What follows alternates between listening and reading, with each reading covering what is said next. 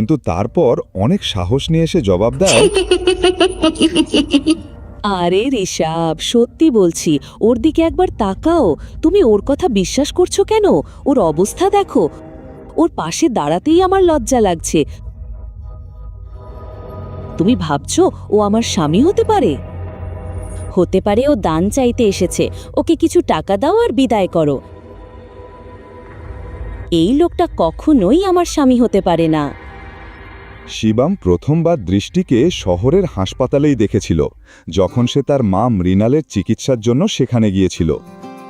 একজন ধনী মেয়ে, যার যা কিছু দরকার সব কিছু আছে, তবুও সে তার সমস্ত বিলাসিতা ছেড়ে প্রতিদিন ক্যান্সার রোগীদের সঙ্গে সময় কাটাত। দৃষ্টি সমস্ত রোগীদের জড়িয়ে ধরত এবং রোগীরাও দৃষ্টিকে ভালোবাসা দিত, তারা আশীর্বাদ দিত তাকে।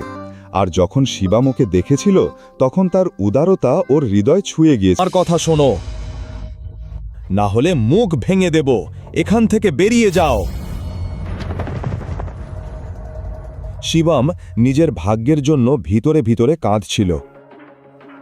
ও সেখান থেকে চলে যেতে যাচ্ছিল, ঠিক তখনই একটি কালো গাড়ি এয়ারপোর্টে এসে দাঁড়ায়, যেখান থেকে শহরের সবচেয়ে বড় ব্যবসায়ী নিতিন রায়জাদা বেরিয়ে আসেন।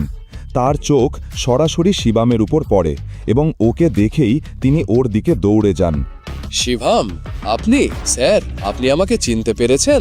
মিস্টার রায়জাদাকে চেনে না এমন কেউ ছিল না, কিন্তু ওনাকে শিবামের সঙ্গে কথা বলতে দেখে থাকুন এই গল্পটি শুধুমাত্র এই চ্যানেলে।